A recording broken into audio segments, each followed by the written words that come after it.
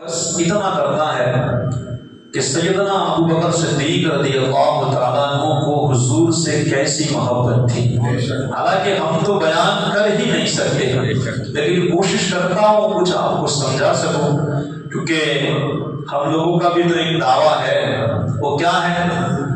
بچہ بچہ بچہ بچہ ہے قربان، دیکھو میرے نبی کی شان، اور بچہ بچہ یہ ایک نعرہ ہے ہمارا، اور ایک دوسرا ہم نعرہ لگاتے ہیں کہ وہ قبول ہے، وہ غلام ہے، غلام ہے رسول کے غلام ہے، اور غلامی رسول میں موت بھی قبول ہے۔ شاید آپ کو یہ یاد نہیں، ایسا لگ رہا ہے، یہ ہمارے نعرے ہیں ہم جو محفلوں میں لگاتے ہیں۔ کیا نعرہ ہے؟ غلام ہے، غلام ہے رسول کے غلام ہے، اور غلام یہ رسول میں موت بھی قبول ہے۔ کتنا خوبصورت نعرہ ہے، صحیح بات ہے، لیکن ہم اس نعرے پہ اپنی زندگی کو دیکھیں کہ ہم کیا واقعی میں سچے غلام ہیں، اور کیا واقعی میں ہم حضور کی غلامی میں جان دینے کو پسند رکھتے ہیں؟ کیونکہ ہمارا یہ تو نعرہ ہے کہ غلام ہے رسول کے غلام ہیں، اور غلام یہ رسول میں یعنی موت بھی ہمیں قبول ہے اگر اس غلامی میں آ جائے۔ لیکن ہم ذرا دیکھیں کیا ہم اس نعرے کے مطابق واقعی میں ہمارا دل ایسا کہہ رہا ہے؟ دیکھیے توجہ کیجیے گا، ایک ہے شریعت، کیا ہے؟ ایک ہے طریقت، اور اس کے اوپر ہے محبت۔ شریعت کس کو کہتے ہیں؟ آسان لفظوں میں آپ کو میں بتاؤں، شریعت یہ ہے کہ جیسے زکوٰۃ 100 روپیوں کے پیچھے کتنے روپے دینے پڑتے ہیں؟ 2.5 روپیہ۔ کتنا؟ شریعت یہ ہے کہ آپ 100 میں سے 2.5 دے دو اور باقی کا اپنے پاس رکھ لو، یہ شریعت۔ اور طریقت یہ ہے کہ 2.5 وہ رکھ لو اور باقی یہ کیا ہے؟ یہ طریقت۔ شریعت کیا ہے؟ 100 میں سے 2.5 دے دو اور باقی رکھ لو، اور طریقت 100 میں سے 2.5 لو اور باقی دے دو، اور محبت اس کے بھی آگے 100 میں سے 100 دے دو۔ اور محبت کی ذات اگر کسی کو دیکھنا چاہو گے نا تو وہ آپ کو سیدنا ابو بکر صدیق میں دیکھنے کو ملے گی۔ آپ دیکھیں آقا کریم صلی اللہ علیہ وسلم فرماتے ہیں لا یؤمن احدکم حتی اکون احب الیہ من ولدہ ووالدہ والناس اجمعین۔ یہ میرے نبی کا فرمان ہے۔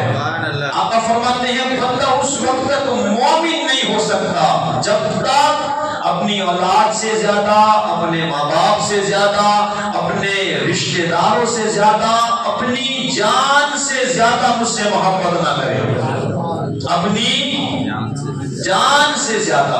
آج اس حدیث کے مطابق اپنے آپ کو ترازو میں تول کے دیکھیں کہ کیا ہم مومن بھی ہیں کہ نہیں۔ ایک محبت میں جو مومن ہوگا ظاہر سی بات ہے کہ وہ حضور سے بڑی محبت کرے گا، بڑی محبت کرے گا۔ اس حدیث پاک کی روشنی میں اپنی زندگی کو دیکھ لیں۔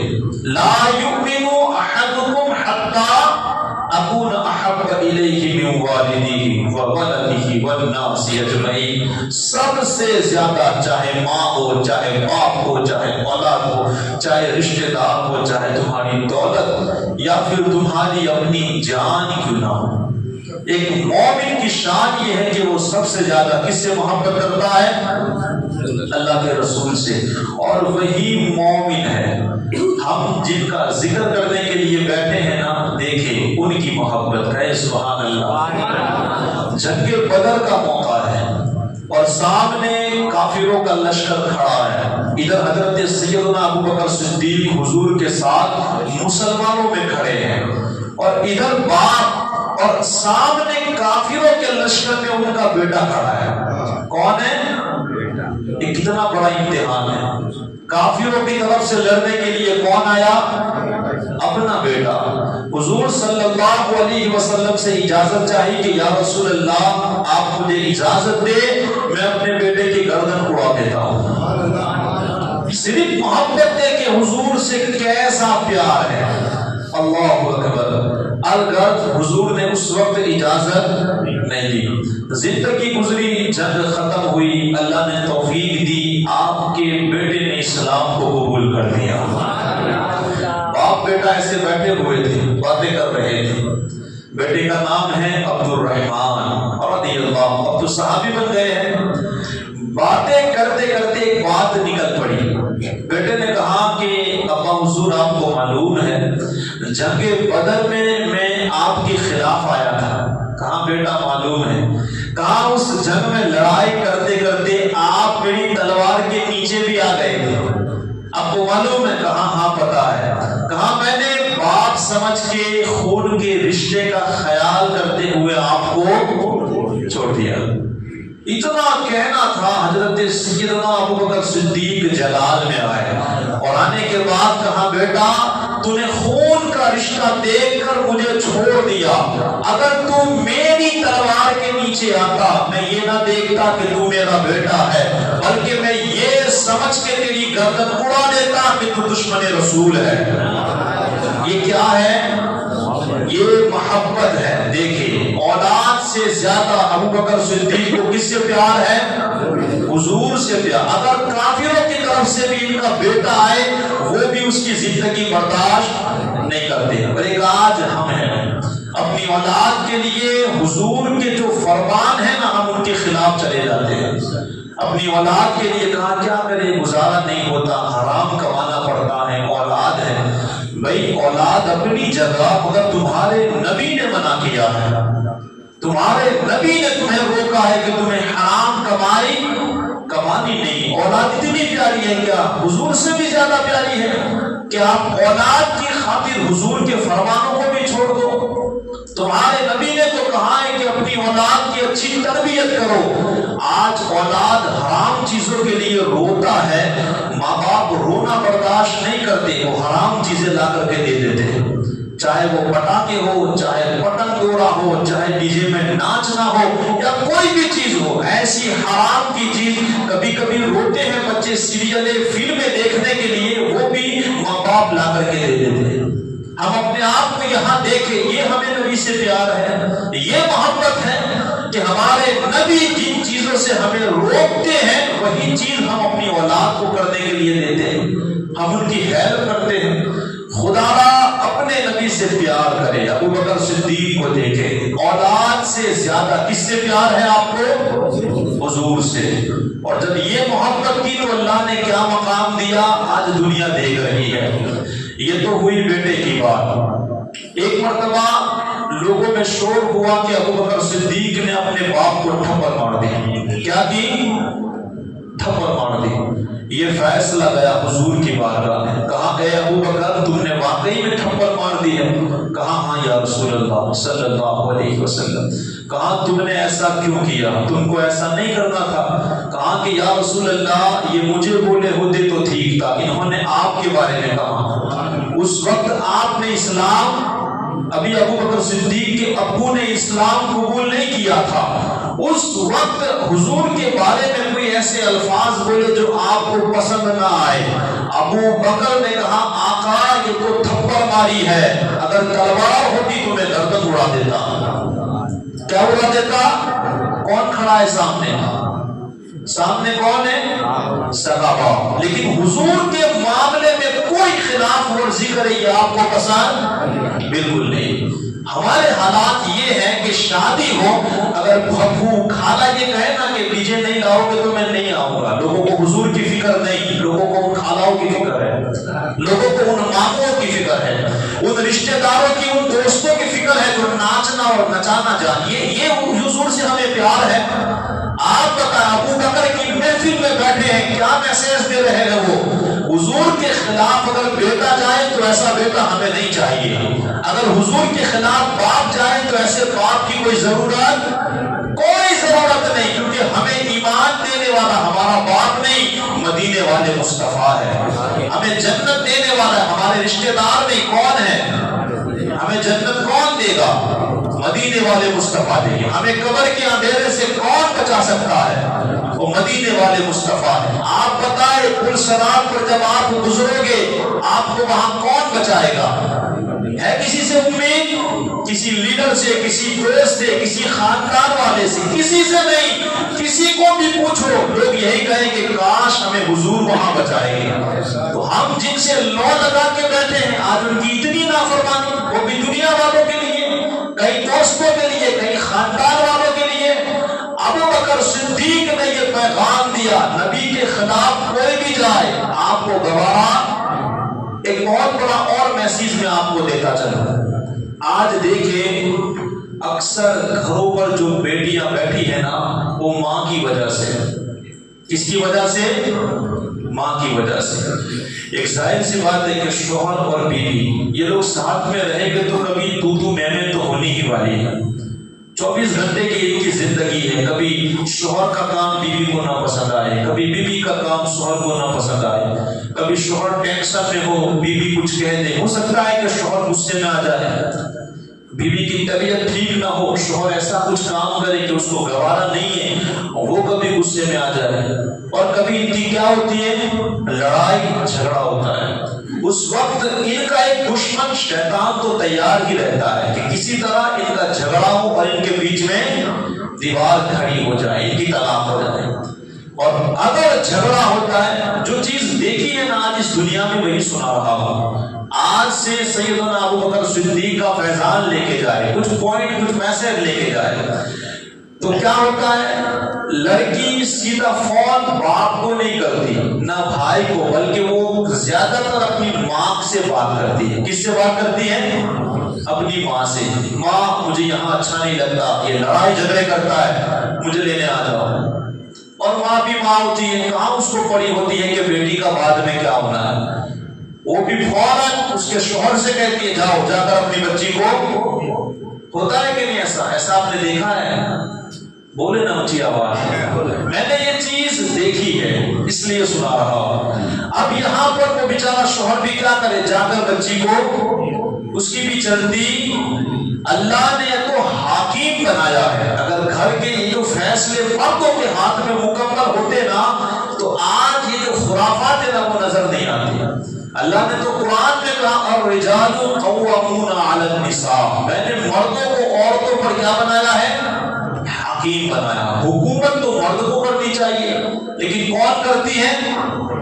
خاتون کرتی ہیں. شادیوں میں بھی کیا کرنا ہے، کس کو بلانا ہے، زیادہ تر عورتیں بنا کر دیتی. وہاں کمپوتری نہیں دینی، اس کو دعوت نہیں دینی، ایسا تو ایسا کرنا ہی ہے. بیچارہ شوہر کیا کرے؟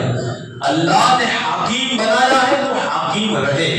اب ہوتا کیا ہے؟ وہ شوہر جاتا ہے بیوی کو لے کر، وہ لڑکی کو لے کر چلا آتا ہے ایک باپ، اور پھر کئی سالوں تک وہ لڑکی بیٹھی رہتی ہے اور بعد میں پچھتانا پڑتا ہے. جب بوڑھے ہوتے ہیں نا تو انہیں افسوس ہوتا ہے کہ یار جو ہنسی کے دن تھے، جو کھیل کود کے دن تھے، ہم نے وہ جھگڑوں میں گزار دیے اور بڑھاپے میں پتا چلا کہ ہمارا کوئی نہیں ہے، نہ ہماری ماں ہے، نہ ہمارا باپ ہے، نہ ہمارے رشتہ دار ہیں، کوئی نہیں. اگر بیوی سوچتی ہے میرا کوئی تھا تو واقعی وہ میرا شوہر تھا، اور ایک شوہر سوچتا ہے میرا کوئی اگر خیر خواہ تھا تو وہ کون تھا؟ میری بیوی تھی. تب پتا چلتا ہے جب زندگی گزر جاتی ہے. یار یہ زندگی بڑی قیمتی ہے. عورت کو سمجھے، عورت کو چاہیے کہ وہ مرد کو سمجھے. میں عرض کر رہا تھا اسی طرح حضور صلی اللہ علیہ وسلم و ماں عائشہ کی کچھ بات بن گئی. اب کچھ بات بنی تو ماں عائشہ کے ابو کون ہے؟ صدیق اکبر. دیکھیں حضور نے بھی ان کو بلایا. کیا کیا؟ آج بلاتے ہیں نا، وہ تو عورت بلاتی ہے، بیٹی بلاتی ہے تو باپ آ جاتا ہے، کبھی ماں کبھی بھائی آ کے لے کے چلے جاتے ہیں. لیکن جیسے ہی حضور نے ابو بکر کو بلایا ماں عائشہ کے بارے میں بات کرنے کے لیے تو حضور کھڑے تھے، ماں عائشہ کھڑی ہے. حضور کچھ کہنے لگے تو بیچ میں کون بولی؟ ماں. جب بیچ میں ماں عائشہ بولی نا تو ان کے ابو نے فوراً ایک تھپڑ لگا دیا. کیا کی؟ بولے آپ ایک تھپڑ ماری کہ حضور بول رہے ہیں اور تو بیچ میں بات اپنی بیٹی سے بھی اور اپنے اپنے حضور سے ایک تھپڑ جیسے ہی ماری نا تو ماں عائشہ ان کے حضور کے پیچھے چلی گئی، حضور سے بچاؤ لیا۔ تو حضور فرماتے ہیں کہ اے ابو بکر، میں نے تمہیں اس لیے نہیں بلایا تھا کہ تم تھپڑ مار دو، مگر حضور کا وہ عشق تھا ابو بکر کے سینے میں کہ آپ کسی کی پرواہ نہیں کرتے۔ تو اگر میاں بیوی ہماری بھی انشاءاللہ اولادیں ہیں، اگر زندگی میں ان کی کچھ بن جائے نا تو فیصلہ لینے میں جلد بازی نہ کریں، ہمیشہ شریعت کے تناظر میں ٹول کے دیکھیں کون صحیح ہے، اور اپنی بیٹی کو زیادہ تر نصیحت کرے کہ بیٹا یہ عام نہیں، یہ تیرا شوہر ہے، کون ہے اور اس کا مقام جو ہے اسے بتائے۔ خیر بات لمبی ہو جائے گی، میں عرض کر رہا تھا حضرت سیدنا ابو بکر صدیق کو اپنی بیٹی سے زیادہ پیار حضور سے ہے، اپنے باپ سے زیادہ پیار حضور سے ہے، اپنی اولاد سے زیادہ پیار حضور سے ہے، اور اپنی جان سے بھی زیادہ پیار حضور سے ہے۔ ایک آخری بات کہہ کے اپنی بات کو میں انشاءاللہ مکمل کرنے کی طرف بڑھوں گا۔ حضرت سیدنا ابو بکر صدیق رضی اللہ تعالی جب ایمان نہیں لائے تھے، اس وقت بھی حضور صلی اللہ علیہ وسلم سے ان کی بڑی محبت تھی۔ حضور نے ادھر نبوت کا اعلان نہیں کیا تھا تو بھی ان کی کیا تھی؟ دوستی تھی، ساتھ میں اٹھتے تھے، بیٹھتے تھے، کھانا بھی کھاتے ہو گے، اور میں نے پڑھا ہے کہ کبھی کبھی سفر میں بھی یہ لوگ ساتھ جایا کرتے تھے۔ تو حضور صلی اللہ تعالیٰ علیہ وسلم سے تو معجزات یہ بچپن سے ہی ظاہر ہو رہے تھے، تو ابو بکر نے اپنی آنکھوں سے کئی چیز دیکھی تھی، ان کو بڑا دل تھا حضور پر، بڑا دل تھا، اور گویا یہ اللہ ہی ان کو تیار کر رہا تھا، اللہ ہی ان کو کیا کر رہا تھا؟ دکھا دکھا کے مشغول بنا رہا تھا کہ دیکھو ابو بکر میرے محمد کی شان کیا ہے۔ کہتے ہیں کہ ابھی نبوت کا اعلان نہیں ہوا، اس سے پہلے اللہ نے ان کو کئی خواب بھی دکھا دیے۔ ایک خواب ایسا بھی دیکھا تھا انہوں نے کہ آسمان سے مکے میں چاند اترا، انہوں نے خواب دیکھا، کیا اترا؟ آسمان سے مکے میں چاند اترا، اور اترنے کے بعد اس کی روشنی مکے کے ہر گھر میں پہنچ گئی، اور اس کے ٹکڑے ہر گھر میں جا کر کے گرے، اور اس کے بعد وہ سارے ٹکڑے جمع ہو گئے اور وہ چاند بن کر ابو بکر صدیق کی گود میں آ گیا۔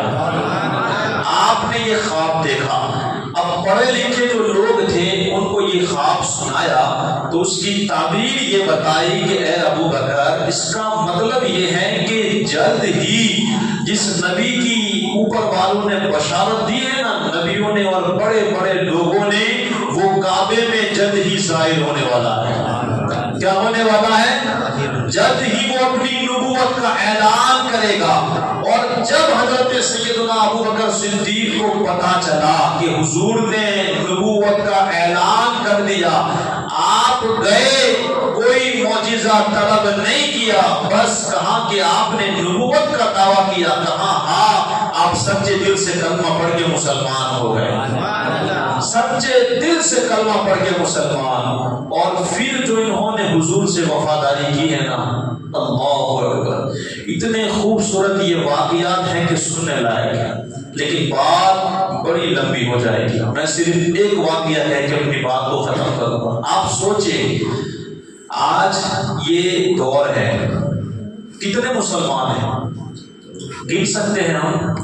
کروڑوں کی تعداد میں، ہم دوسرے ملکوں کی نہیں، صرف یہیں کی بات کر رہا ہوں۔ کتنے لوگ ہیں؟ کروڑوں لوگ، لیکن لوگ ویڈیو کے ذریعہ کھلے عام حضور کی گستاخی کرتے ہیں۔ ہم سے کچھ ہوتا ہے؟ کچھ نہیں ہوتا۔ ایک ویڈیو بنا کر ہمیں جواب دینے کی ہمارے پاس طاقت نہیں ہے۔ ایک جواب، ہمیں کوئی چھیڑے ہمارے پاس ڈنڈا موجود ہے، ہم باہر نکل جاتے ہیں بدلہ لینے کے لیے۔ ہماری اولاد کو کوئی چھیڑے ہم فوراً لڑائی کے لیے باہر نکل جاتے ہیں۔ اگر ہمارے پیر صاحب کے بارے میں کوئی بول دے، ہمارے ہمارا دماغ کام نہیں کرتا، ہم لڑائی جھگڑے کے لیے کھلے عام باہر چلے آتے ہیں۔ اور اگر کوئی حضور کی گستاخی کرے، کوئی اللہ کی شان میں غلط بولے، کوئی مسجدوں کو گرانے کی بات کرے، ویڈیو کو چھوڑو ایک کامنٹ دینے کی ہمارے پاس طاقت نہیں رہتی۔ یہ بات بڑی حقیقت ہے، بھلے کڑوی ہو، ہے کہ نہیں؟ آج ہم اپنی آنکھوں سے دیکھتے ہیں یار، حالانکہ مسلمان کی کوئی کمی ہے، اتنے سارے مسلمان مگر پھر بھی ایک غیر مسلم ہمارے اسلام، ہمارے اللہ، اس کے رسول کے بارے میں برا برا بولنے میں کوئی خوف، ہم خود ڈر رہے ہیں۔ یہ ہمارے ایمان کی حالت ہے۔ آپ سوچیں وہ دور جہاں چاروں طرف صرف کفار ہی کفار ہے، حضور نبوت کا اعلان کر رہے ہیں، کافروں کے بتوں کو برا بھلا کہہ رہے ہیں، اسلام کا پرچم لہرانے کی کوشش کر رہے ہیں۔ بتائے کافروں نے اتنا ظلم کیا، اس وقت حضور کی مدد کرنا یہ کتنا بڑا کام، کس میں ہمت ہوگی؟ کوئی مسلمان کوئی نہیں ہے۔ کہتے ہیں کہ عورتوں میں سب سے پہلے آپ کی بیوی حضرت خدیجہ نے اسلام قبول کیا، اور مکمل مردوں میں حضرت سیدنا ابو بکر صدیق نے۔ لیکن ایسے لمحے میں بھی کبھی حضور کو ابو بکر نے تنہا کبھی نہیں ہونے دیا۔ آپ کی بہادری، اگر ہم سے پوچھا جائے آج کہ بھئی بہادر کون ہے، ہم بے دھڑک مولا علی کا نام لیں گے۔ کس کا نام؟ بہادر تو حضرت علی تھے، اور حضرت علی کو جب پوچھا گیا نا کہ سب سے بڑا بہادر کون، تو مولا علی فرماتے ہیں وہ تو ابو بکر صدیق ہے۔ کیسے بہادر؟ کہتے ہیں کہ 37 یا 38 لوگ مسلمان بنے۔ کتنے لوگ؟ 37 یا 38 لوگ۔ حضرت سیدنا ابو بکر صدیق رضی اللہ تعالی حضور کے پاس آئے، آنے کے بعد کہا کہ یا رسول اللہ صلی اللہ علیہ وسلم، آپ مجھے اجازت دیں تاکہ ہم کھل کے اسلام کی تبلیغ کریں۔ کیا کریں؟ ابھی تو چھپ چھپ کے لوگ تنہا تنہا ملتے تو سمجھاتے تھے کہ بھئی اسلام قبول کرو، یہی دین سچا ہے، لیکن آپ سے رہا نہ گیا۔ کہا آپ اجازت دیں، حضور نے منع کیا، کہا ابھی وقت نہیں ہے۔ حضور نے بڑا روکا، ابو بکر نے بار بار اصرار کیا، بار بار اصرار کیا، تو حضور نے کہا جاؤ ٹھیک ہے تمہیں اجازت ہے۔ ابو بکر صدیق گھر سے نکلے، کعبہ شریف کے پاس حرم شریف میں آ کر جس نے اسلام کے لیے سب سے پہلی تقریر کی، اس خطیب کا نام ابو بکر صدیق ہے۔ اس منبر کا پہلا خطیب کون ہے؟ ابو بکر صدیق نے جب اسلام کے لیے خطاب کیا، اب تو کافروں کے کیا دیکھنا، کہتے ہیں آپ کو اتنا مارا، اتنا مارا، ایک کافر تو آیا، اس کا جوتا بڑا بھاری تھا، اس نے مار مار کے آپ کا چہرہ اتنا سجا دیا نا کہ ناک نظر نہیں آتی تھی۔ سوچے آپ، یہ گال اتنے سوج چکے تھے، چہرہ اتنا سوج گیا تھا، اور آپ کے اوپر کھڑے ہو کر وہ کود رہا تھا۔ کیا کر رہا تھا؟ یہ بتائے یہ تکلیف ابو بکر کس کے لیے برداشت کر رہے ہیں؟ حضور کے لیے۔ کس کے لیے؟ ہمارے اسلام کے لیے، جس اسلام کی آج ہم شادیوں میں دھجیاں اڑا رہے ہیں، جس اسلام کے نام پر پتہ نہیں آج ہم کیا کر رہے ہیں۔ ابو بکر صدیق کو اتنا مارا گیا، کہتے ہیں کہ آپ بے ہوش ہو گئے۔ جب آپ کے خاندان والوں کو پتا چلا تو خاندان والے آئے، لوگوں کو ہٹایا اور آپ کو اٹھایا۔ اٹھانے کے بعد آپ کو گھر لے کر کے گئے، کیونکہ آپ کے چاہنے والے مسلمان نہیں تھے آپ کے خاندان، لیکن کہتے ہیں نا خون دو بھائی لگے گا تو کھڑی ہے، بھائی بھائی ہوگا، بھلے دشمنی ہے لیکن کبھی لڑائی ہوگی تو وہ دوڑ کے آگے آئے گا۔ تو آپ کے خاندان والوں نے آپ کو بچایا، آپ بے ہوش تھے، اتنی طبیعت آپ کی بگڑ چکی تھی، ایسا کہہ رہے تھے کہ نزا میں آپ پہنچ گئے تھے، آپ کی جینے کی کوئی امید نہیں تھی، وہ ایسا لگ رہا تھا کہ آپ انتقال کر جائے گی، اتنا مارا تھا۔ تو آپ کے خاندان والے باہر نکلنے کے بعد یہ اعلان کیا کہ جس نے ہمارے ابو بکر کو مارا ہے یاد رکھنا، اگر انہیں کچھ ہو گیا تو ان کی گردنیں صحیح سلامت ہم ان کے بدن سے ان کی گردنوں کو اتار دیں گے، اگر کچھ ہو گیا۔ المختصر صبح سے لے کر شام ہوئی، جب سورج ڈوبنے لگا حضرت سیدنا ابو بکر صدیق کو ہوش آیا. کہے آپ بس آخری بات ہے، آپ کو ہوش آیا. جیسے ہی ہوش آیا لوگوں نے فوراً آپ کی خیریت پوچھی، پورا خاندان آپ کے ارد گرد کھڑا ہے. یہ بات آپ کو سیرت ضیاء النبی کے اندر الحمدللہ پڑھنے کو ملے گی.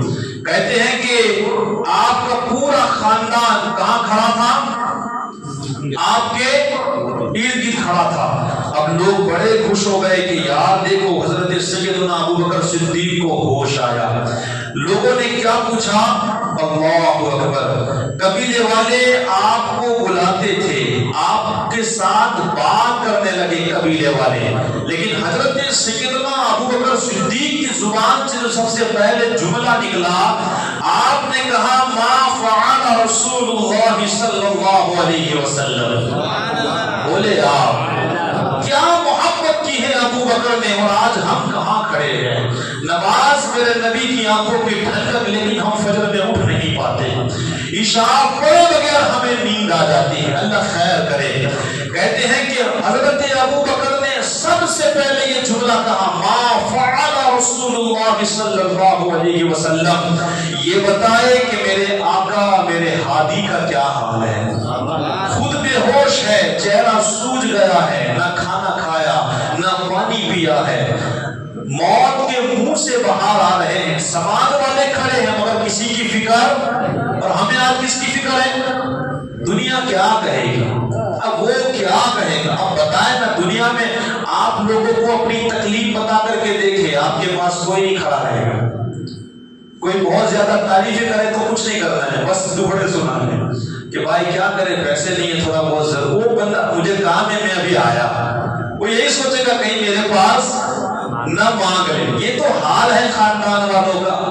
آپ کے سکھ میں سب شامل ہے مگر دکھ میں کوئی نہیں. جب بیمار ہوگے نا، آپ رات کو 2:30 بجے اٹھ کے دیکھیے گا، اگر ہاسپٹل میں ایڈمٹ ہوگے نا تو بائیں کی جانب یا تو ماں ملے گی یا باپ ملے گا، جس کے پاس آج بیٹھنا بھی گوارا نہیں. بس دوست ہی دوست.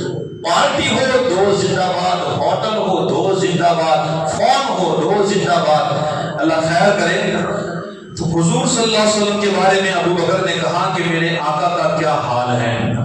یہ سن کر کے ان لوگوں نے آپ کو برا بلا کہنا شروع کر دیا. کس نے کہا؟ جو خاندان والے لوگ تھے کہ یار اس کو تو ہم بچا کے لائے ہیں، اور یہ آج ہمیں نہیں پوچھتا، نہ ہمارے ساتھ بات کرتا ہے، بلکہ کیا پوچھتا ہے کہ حضور کیسے ہیں، حضور کا حال کیا ہے. کہتے ہیں پھر وہ لوگ وہاں سے واپس جانے کے لیے اٹھے اور آپ کی والدہ ام الخیر کو کہا کہ خیال رکھنا، انہیں ضرور کچھ کھلانا اور پلا دینا. آپ کی اماں ام الخیر سے کہہ دیا کہ بھئی ان کا خیال رکھنا، انہیں کھلا دینا پلا دینا، ہم تو جا رہے ہیں. وہ سب چلے گئے. اب ان کی ماں نے کہا بیٹا تمہارا کیا حال ہے، کچھ کھا لو کچھ پی لو. پھر وہی جواب ما فعل رسول اللہ صلی اللہ علیہ وسلم. اے میری ماں مجھے بتاؤ میرے آقا کس حالت میں ہے. آپ کی ماں نے کہا کہ بیٹا میں سچ بولوں مجھے کچھ نہیں معلوم کہ حضور کہاں ہے، ان کی کیا حالت ہے. کیونکہ ابو بکر کو جب مارا گیا تو ان کو یہ بھی ڈر تھا کہیں حضور کو جا کر یہ لوگ تکلیف نہ پہنچائے، کہیں حضور کو جا کر کے یہ لوگ نہ مارے، کیونکہ کئی مرتبہ حضور کو انہوں نے حملہ کر دیا تھا. کہتے ہیں کہ جب ماں سے یہ کہا تو ماں نے نہ کہہ دیا کہ مجھے کچھ نہیں پتا. آپ نے کہا کہ تم جاؤ. ام جمیل بنت عمر بن خطاب فاروق اعظم کی بہن اس وقت اسلام قبول، آپ نے واقعہ سنا ہے نا، لیکن اس وقت فاروق اعظم کو بھی پتا، ابو بکر کو معلوم تھا کہ ان کی بہن مسلمان بن چکی ہے. انہوں نے کہا کہ جاؤ ان کے پاس، جا کر کے ان سے پوچھ کے آؤ کہ حضور کہاں ہے کیسے ہے. ان کی ماں بڑی تیزی کے ساتھ گئی.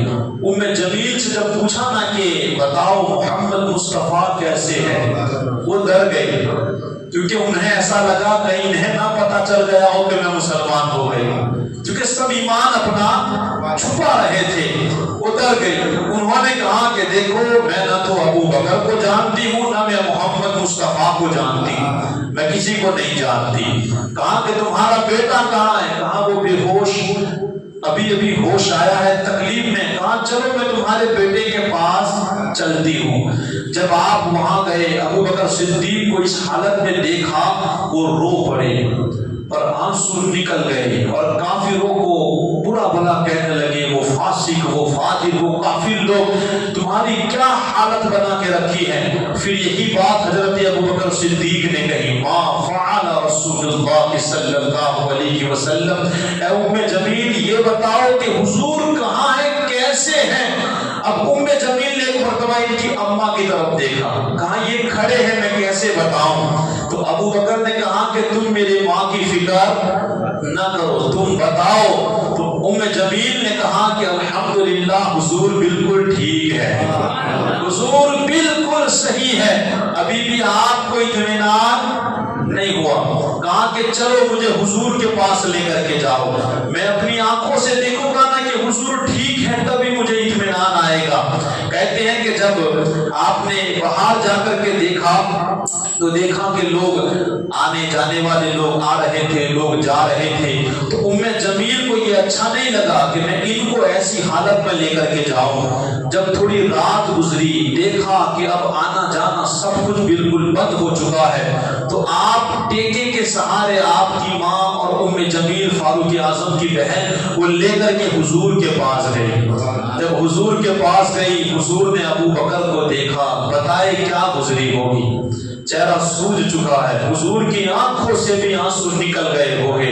اور جیسے ہی حضور نے کہا نا اے ابو بکر کیسا ہے, کہا یا رسول اللہ بس آپ ٹھیک ہو, الحمدللہ میں ٹھیک ہو چکا ہوں, اب مجھے اطمینان ہے.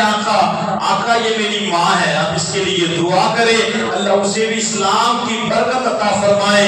اللہ کے رسول نے دعا کی, آپ کی ماں نے اسلام قبول کیا اور مسرت و اسلام ہو گئے. یہ حضرت سیدنا ابو بکر صدیق رضی اللہ تعالیٰ عنہ ہے, جن کے والد بھی صحابہ, جن کا جو خود بھی صحابی, جن کا بیٹا بھی صحابی اور جن کا پوتا بھی صحابی. اور یاد اتنی شانوں کے مالک, انہوں نے بتایا ہے حضور سے محبت کیسی کی جائے, انہوں نے سمجھایا ہے حضور کی عزت کیسی کی جائے. مگر آج ہم بالکل کوڑے ہیں, پتہ نہیں جب حضور کی بارگاہ میں ہم جائیں گے کیوں ہم نہ تو اپنی اولاد کو حضور کا سچا غلام بنا سکے, نہ تو اپنی اولاد کو ماں فاطمہ الزہرا کی سچی کنیز بنا سکے, نہ ہم خود حضور کے اتنے وفادار بن گئے ہیں کہ کوئی دیکھے تو یہ کہے کہ دیکھو یہ مصطفیٰ کا غلام جا رہا ہے. آج ہماری صبح دیکھ لے, ہماری شام دیکھ لے, ہماری رات دیکھ لے, صرف اور صرف گناہوں میں گزر رہی ہے. صرف ہمیں لوگوں کی اتنی پرواہ ہے کہ مت پوچھے بات. کاش ہم حضور کی قدر کرتے, کاش ہم حضور کی فکر کرتے. یہ نماز میرے حضور کی آنکھوں کی ٹھنڈک ہے. اگر حضور سے بندے کو پیار ہے تو وہ حضور کی آنکھوں کی ٹھنڈک سے بھی پیار کرے گا. آج داڑھی یہ حضور کی سنت ہے. کچھ لوگ نوکری کی فکر میں یہ چیز چھوڑ دیتے ہیں تو کچھ لوگ چھوکری کی فکر میں یہ چیز چھوڑ دیتے ہیں. کاش ہم حضور سے محبت کر کے اس چیز کو آگے بڑھاتے. اگر حضور ہم سے پیار کرنے لگے گے نا تو دنیا میں یاد رکھے ہر منزل پہ اللہ تمہیں کامیابی عطا فرمائے, ہر منزل پہ. اور ایک بات ضرور یاد رکھے, جب آپ حضور سے پیار کرنے لگیں گے نا تو تکلیفیں بڑھ چڑھ کے سامنے آئے گی. کیا آئے گی؟ ہاں, حضور سے محبت کرنے کا مطلب یہ نہیں ہے کہ سارے دکھ ختم ہو جائیں گے.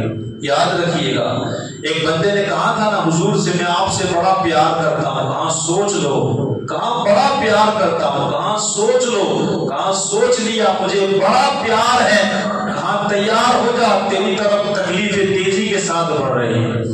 آپ حضور سے محبت کریں گے نا, آپ ایک مرتبہ ٹرائی کر کے دیکھیے. شادی میں صرف آپ نے حضور کا صرف خیال رکھا, سماج والے کتنے آپ سے ناراض ہو جائے گے.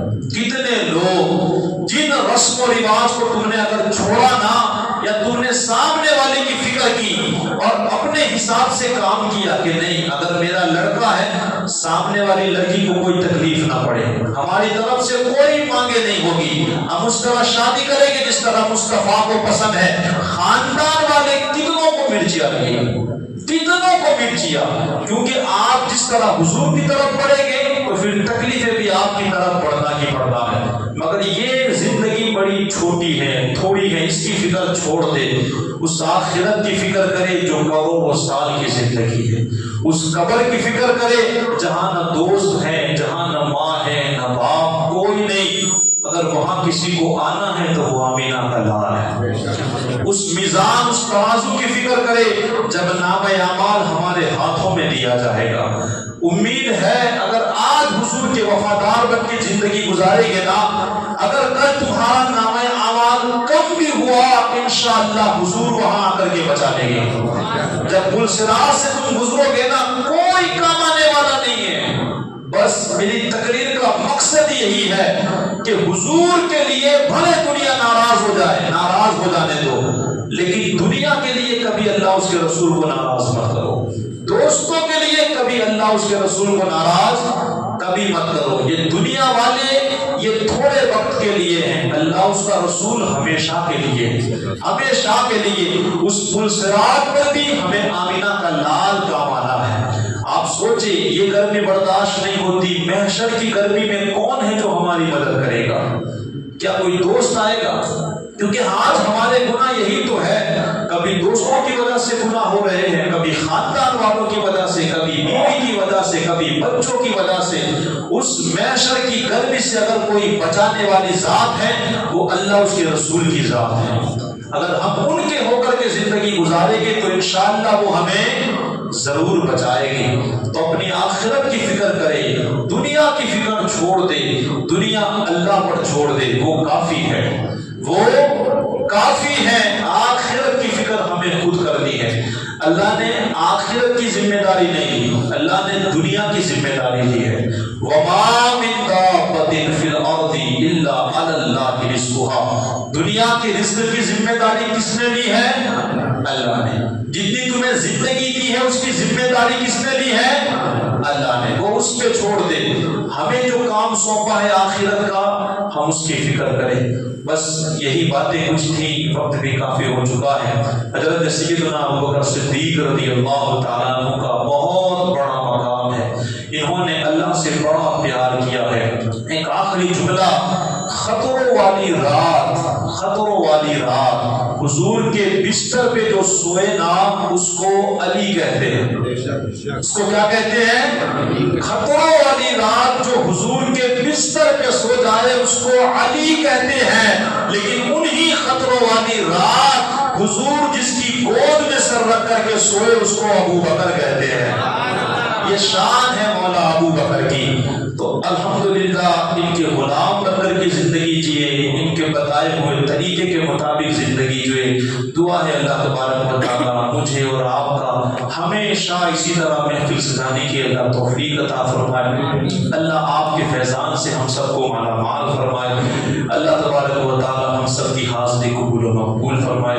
استغفر اللہ ربی من کل ذنب واتوب الیہ وما علینا الا البلاغ۔ السلام علیکم ورحمۃ اللہ وبرکاتہ۔